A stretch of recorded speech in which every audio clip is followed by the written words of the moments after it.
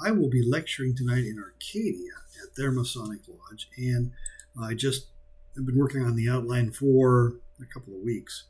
And I do a long form outline and a short form outline, and this is the short form, and then I practice, of course.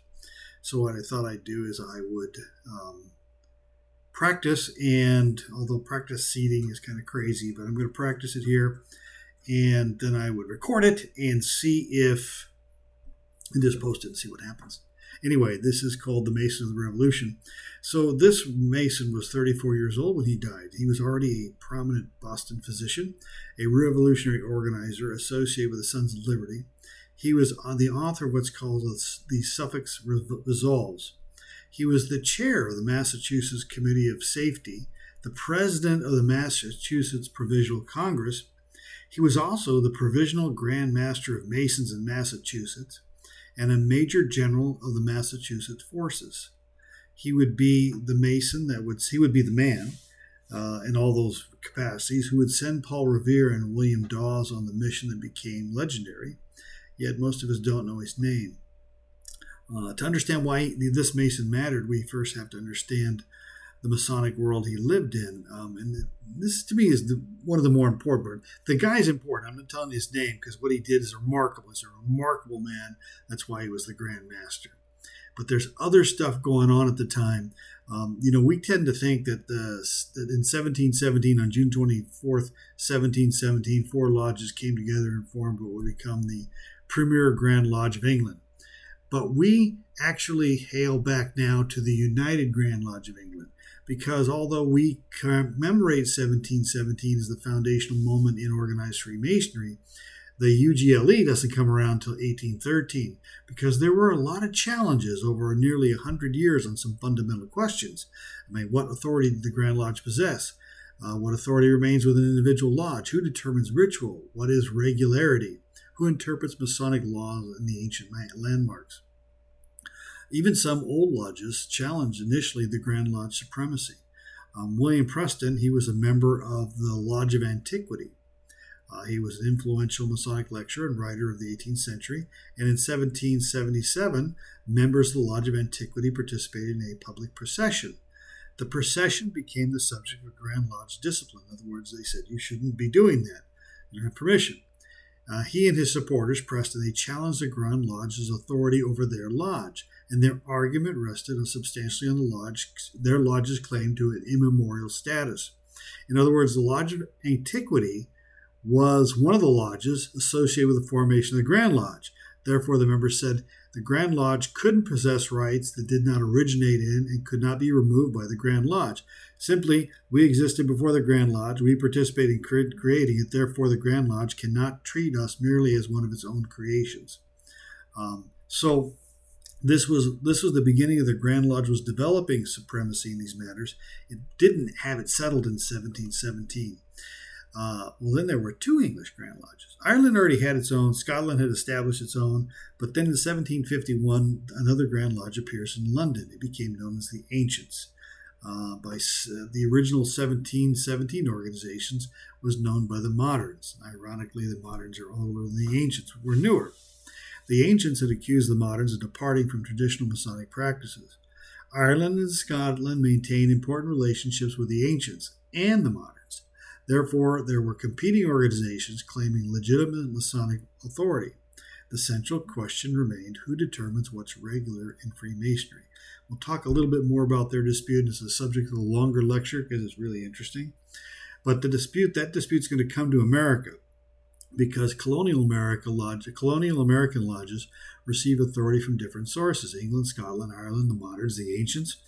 And Pennsylvania would provide one example or a strong survival of the ancient tradition. Pennsylvania, the Grand Master was Ben Franklin, and Brother Franklin was an ancient. North Carolina originally received provincial Grand Lodge authority from the premier modern Grand Lodge, or what we recognize at the time of 1717. And this helps us, these differing lineages explain why American Grand Lodges eventually will develop different traditions. Some lodges are ancient, some are free and accepted, some are ancient and accepted, and that's where their lineages are going back through time, either to England or Scotland, the moderns or the ancients. But Massachusetts is the center of all the revolutionary fervor, the Boston Tea Party, the Boston Massacre, Lexington Concord, which starts in Boston. They march out of Massachusetts to go up there, but all that starts there. Bunker Hill, Boston. Well, Boston had competing Masonic authorities. One Massachusetts Masonic system traced its authority to the premier Grand Lodge of England. Another important Masonic center was the Lodge of St. Andrews, chartered by the Grand Lodge of Scotland. Now, St. Andrews met at the Green Dragon Tavern, and the Green Dragon Tavern was a meeting place where Masonic, commercial, and revolutionary networks overlapped. In fact, on the night of the Boston Tea Party, December 16, 1773, St. Andrew's meeting was scheduled but did not proceed because too few members were present. That was also the night of the Boston Tea Party. This doesn't prove that Freemasonry organized the Tea Party, but it demonstrates the real close connection in the social worlds of Boston Masonry and revolutionary politics. So, our unnamed Mason, the guy that we're kind of focused on, becomes a physician before joining the Lodge of St. Andrews, and he becomes its master. In 1769, the Lodge of Scotland appoints him the Provisional Grand Master. So, at 1773, his lodge is meeting the Green Dragon Tavern. He is the Grand Master of Masons, so the Provisional Grand Master of Masons in Massachusetts. He's also in an extraordinary position. He's a Revolutionary War activist, a recognized leader within an international fraternity, which includes British military officers.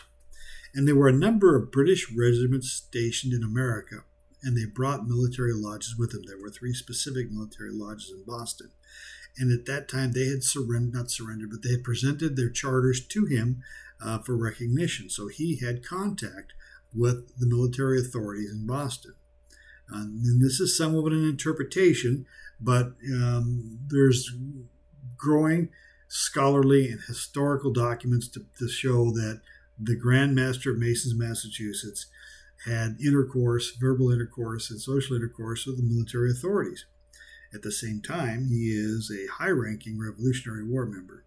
During the Boston Massacre in 1770, our Grand Master of Massachusetts treated the wounded men. He was a physician. He became increasingly involved with Boston's Revolutionary War movement. He associated with John Hancock, Samuel Adams, and Paul Revere. In 1774, he wrote the Suffolk Resolves. They rejected the coercive acts, and they called for resistance to unconstitutional British authority, and the First Continental Congress endorsed them. At 1774, he's the Grand Master. He's no longer merely a Boston physician. He was the Grand Master of Masons, Massachusetts, and becoming one of the intellectual and political leaders of the Revolution. So he also becomes chairman of the Massachusetts Committee of Safety. This position is really important in understanding what happens next. The Committee on Safety was helping Massachusetts prepare for armed conflict. His responsibilities were militia readiness, military supplies, arms, ammunition, gunpowder, and intelligence concerning British movements. This is our Grand Master of Masons and a physician. So he knew where the Patriot military supplies were being gathered. He understood the military importance of Concord. And when British troops began to prepare to move on April 18, 1775, he understood what that meant. So Boston was becoming increasingly a military city. British military strength had increased substantially as resistance had intensified. Here's why I need to. Normally I take a coffee break when I'm practicing, but I'm recording this, and I'm just going to give it to you raw. And if you want, leave comments on this, and I can I can convert this into an essay or upload the entire outline. Anyway, so Boston is becoming a military city, right? There's up to additional 10,000 troops are sent by the Crown around this time, and Samuel Adams and John Hancock actually leave Boston and are staying in Lexington. Other revolutionary leaders begin to operate outside of what is an occupied town, but our Grand Master stays along with a couple of other his Grand Lodge officers, particularly Paul Revere. He stays there. And he becomes one of the most important patriots still operating in Boston. It's possible And really the scholarly work and the history is pointing towards saying, he's the Grand Master of Masons, so he's having a lot of intercourse with a lot of talking and a lot of work with British military authorities. He's a respected physician. He's just that's making him somewhat untouchable. Is why he's not arrested. Although there's also some good scholarly work showing that he was already pointed out or ratted out on by another Mason as being a Revolutionary War leader, and had events gone a different way, he probably would have been arrested.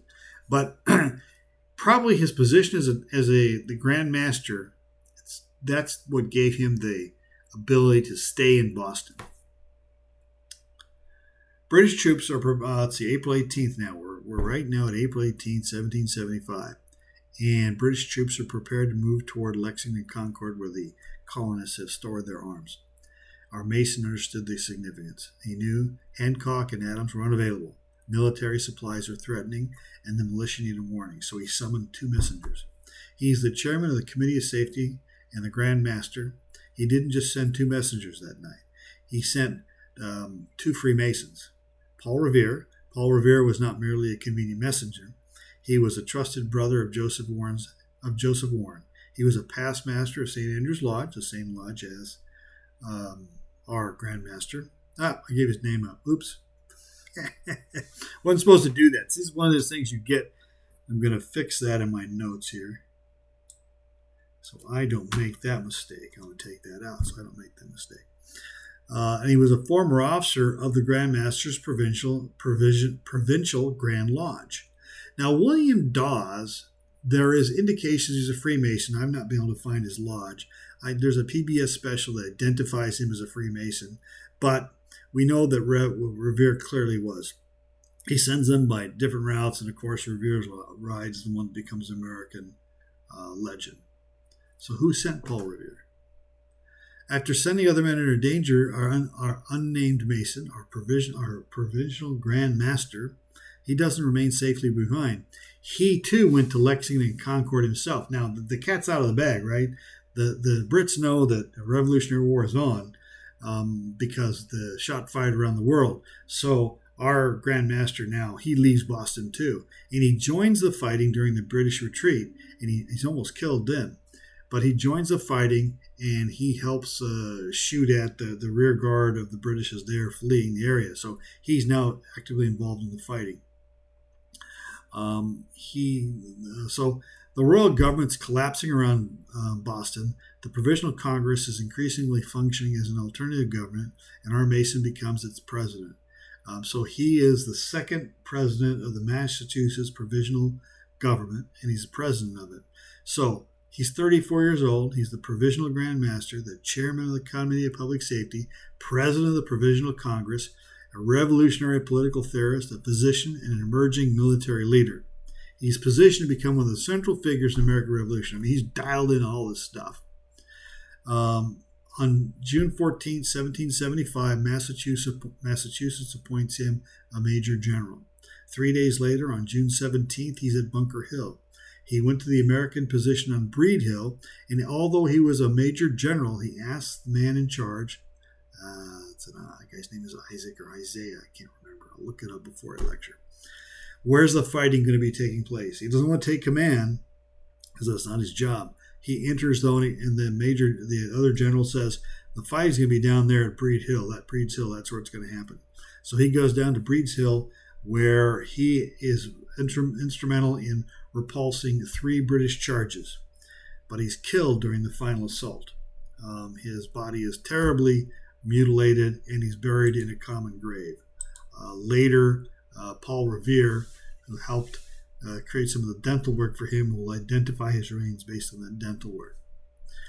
So this man's name was Joseph Warren. Joseph Warren is a physician who treated the wounded after Boston. Joseph Warren is the author of the Suffolk Resolves. Joseph Warren is the chairman of the Committee of Public Safety. Joseph Warren is the president of the Massachusetts Provincial Congress. Joseph Warren is the Provincial Grand Master of Masons in Massachusetts. Joseph Warren is the man who sent Paul Revere and William Dawes. Joseph Warren is a major general who chose to enter the line at Bunker Hill. So, Joseph Warren, He dies at Bunker Hill. Let's return now to a little bit about the dispute between the Grand Lodges. The Masonic dispute that was formed the backdrop to Warren's world outlives him by nearly 40 years. There's still the ancients and moderns around. Finally, there would be two Grand Masters in the early part of the 19th century, Prince Augustus Frederick, Duke of Sussex, for the moderns, and Prince Edward, Duke of Kent, for the ancients. They were brothers. Through the Article of Union and the work surrounding the reconciliation of ritual and recognition, the two systems came together. And on December 27, 1813, they formed the United Grand Lodge of England. The Masonic question that had shaped Warren's world, who possesses legitimate authority, had taken nearly a century to work itself out of Masonry. The Mason the Revolutionary lost was Warren. Washington would survive the Revolution. Franklin survives. Revere survives. But Warren died before the Declaration was even written. He never saw independence, Valley Forge, the French Alliance, Yorktown. He never saw the United States. We remember Paul Revere. We remember Washington's command. But the 34-year-old physician, Grand Master, revolutionary leader, and Major General who helped set those events in motion was dead before the revolution truly began. Joseph Warren is not forgotten because he accomplished too little. He's forgotten because he died before America discovered how much he might have accomplished. So, I don't know how long that goes. I'm going to check now, but I'm going to load that up raw. I'd like your comments. Helps me develop my lecture style. If you'd like to see more of these, also I'd like to know. That would be good for me too. So this is raw, unfiltered, and not very well produced, but I hope that you learned something and enjoyed it as much as I enjoyed doing it.